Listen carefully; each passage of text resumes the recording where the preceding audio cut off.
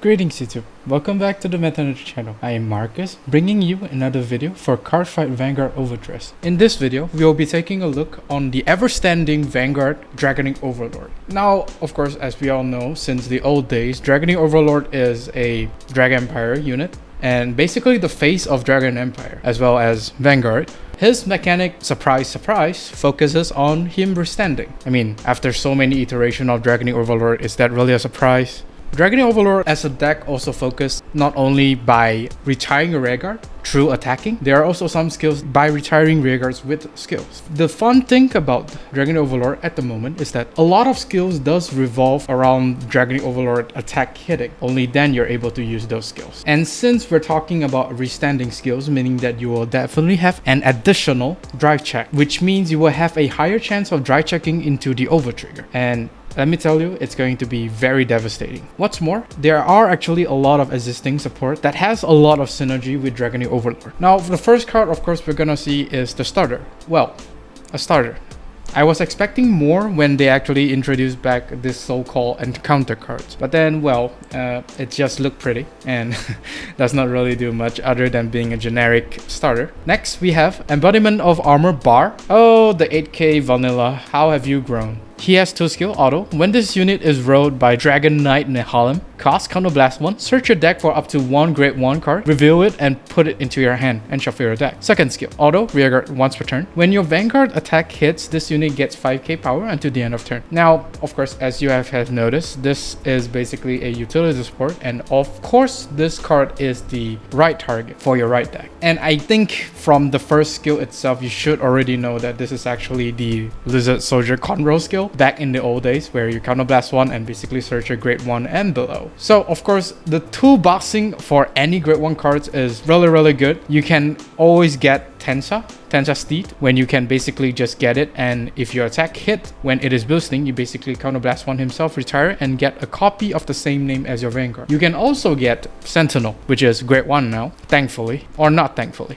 The requirement to unlock the 5k power is sort of like guaranteed because of the skill of Dragonic Overlord himself, which we will talk about later. Overall, Bahr has evolved from a very useless grade 1 8k with no skill to a right unit that actually functions really good as a booster. Next, we have Dragon Knight Nehalem. Yeah, our Bushiroad just can't give enough nostalgic unit. Not even past set 2. Nehalem has 2 skill. Auto, when this unit is rode upon by a unit with Overlord in its card name, call this card to rearguard, so basically calling himself. Active, rearguard once per turn. If you have a Vanguard with Overlord in its card name, Soul Blast 1, and this unit and all the Vanguard gets 5k power. Now, of course, this is both your utility as well as offensive support, but more towards the offensive support because you basically only use the first skill once, where he basically just called himself from the soul, which also means that you get a free +1 rearguard. He does power up himself as well as the Vanguard, where he will be hitting for 15k, and depending on how many Nehalem you're calling, your Vanguard can be at least 23k without the personal right. He does helps giving the 5k power, but then the soul will tend to be an issue because you do not really have a lot of soul charging cards, but there are still quite a number of choices, but each of them does very different things, so it depends on how you use them. Next up is the big man himself, Dragonic Overlord. He has 2 skill, continuous Vanguard or rearguard. During the battle this unit attacked a rearguard, your opponent cannot call cards from their hand to Guardian Circle. Second skill,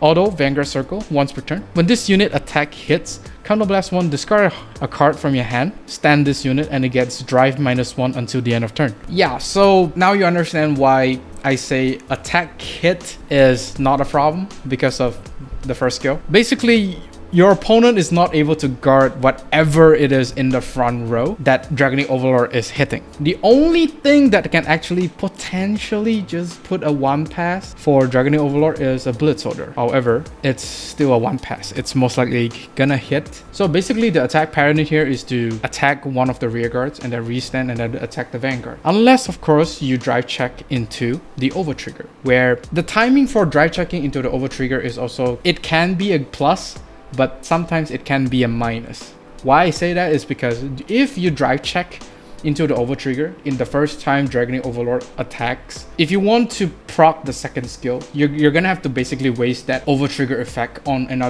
the other rearguard just to get the second skill off. But if you do drive check into the over trigger after you activate the second skill, you will only have one drive check. So Dragonic Overlord at the moment is kind of a weird spot together with the over trigger, because depending on the timing of you drive checking into over trigger, it might change your attack pattern a little bit. But that aside, even if you only restand once, you're still gonna have an increased chance of drive checking into the over trigger, because you're drive checking a total of 3 cards, 2 when Dragonic Overlord attacked first and 1 when he restands. Overall, it's a very, very deadly unit. Now coming towards these kind of like the support cards for Dragonic Overlord, first of course we have the Berserk Dragon, the twin-headed fire dragon. Auto rearguard, when this unit attacks, if you have a Vanguard with Overlord in its card name, this unit +5 until the end of that battle. Then counterblast 1, choose one of your opponent grade 2 or less rearguards and retire it. So yeah, this is a offensive support. Now keep in mind here is that Berserk Dragon's plus 5k power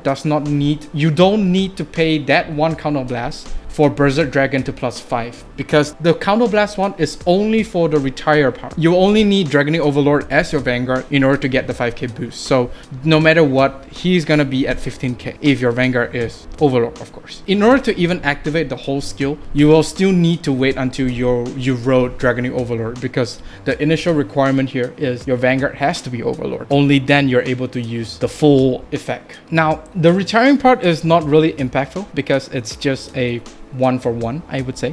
1-for-1 trade. It limits to only retire a grade 2 or less rearguard, meaning that if you go against Bastion, where the whole field is basically full of grade 3s, this card is basically useless. I mean, 50% of the skill is useless. The 5k power is still nice, but then you're basically not gonna force any magic number because you're hitting at 15k. Next is, I think, is the MVP card for all of Dragon Empire set 2. Dragon Monk Gojo. Auto rearguard circle. When this unit boosts a Vanguard hits, retire this unit and countercharge 1. So finally, Dragon Empire players finally have their countercharge. And the best thing about Dragon Monk Gojo is that you can use this card in any deck. Overlord, Overdress, Eugene. It does not matter, since he himself is not restrictive. You can use it in any one of the 3 decks. Plus, it's also most likely you're able to get this card skill off. This card is the MVP of any Dragon Empire deck. So once this set come out, if you are a Dragon Empire main, pick this card as soon as possible. Next, we're gonna go through some of the attack hitting support that we have currently for Dragonic Overlord. First off, of course, the main weakness here is that in order to activate Dragonic Overlord's second skill, Dragonic Overlord needs to attack hit. But since with the assist of the first skill of Dragonic Overlord, you're almost guaranteed the attack hit on one of the front row rearguards. Now, what happens if your opponent does not call a front row rearguard or somehow retire his front row rearguard at the end of their turn, just to prevent you from not activating Dragonic Overlord's skill? Well, first off, we actually have Frostrock Dragon. His skill is, when this unit is placed on rearguard circle, choose one of your opponent's rearguard and you may move it to your opponent's open front row. Now, as you have noticed, no amount of rearguards either in the front row or in the back row is safe from Dragonic Overlord. If you try to chicken out and put your rearguards to the back row and not allowing their opponent to hit, then you will need to be worried about this card. This card basically forces one of your back row rearguards to the front row. Does not matter where, even behind the Vanguard, since it only says choose a rearguard and you move it to any open front row. So yeah, you do really need to be careful when facing against Dragonic Overlord. You do not really want to chicken out, because Hiramori basically gave a lot of thoughts and basically tried to overcome Dragonic Overlord weakness. So yeah, it's unless you're suddenly positive that the Dragonic Overlord player does not have this card in hand. But even so, there's actually another card that helps with that, which is this auto card. This auto card is Flame Dragon Bomber. Choose one of your Vanguard and until the end of turn, it gets continuous Vanguard circle. When all of your units would attack, they may attack your opponent's back row rearguard. So yeah, now there's basically no way that any of your rearguards is safe from Dragonic Overlord. And what's more, any Dragon Empire clan is able to use this card. Some of the unit that actually benefit from your Vanguard attack hit, we have, of course, the first one is Dragon Monk Gojo, as previously mentioned.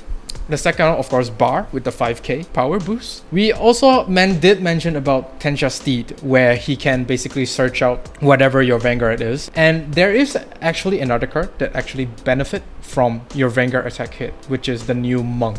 Blastfist Monk N10. Now this unit, of course, when the attack this unit boosted hits, Soul Blast 1, retire himself, choose one of your unit and he gets power plus 10k until the end of turn. Now you see, if you put this behind the Vanguard, yeah, it's most definitely gonna attack hit. And what's more, you can give another unit plus 10, which is insane. However, there is the Soul Blast cost. Next, of course, with the utility support, as we have go through most of the support for Dragonic Overlord, you will notice that you actually will face a soul issue. And of course, the counterblast issue. Now, for this section, of course, we do have Dragon Monk Gojo, which will help with the counterblast since he does counter charge. We also have this card, the new Nubatama Dragon, I would say, Stealth Dragon Toga Chirashi. So instead of basically goes to the drop zone when you discard him during your turn, it goes to the soul and hence give you 1 extra soul to use during your offensive turn. Now keep in mind, Dragonic Overlord does need to discard 1, as well as when you ride from the right deck, you also need to discard 1.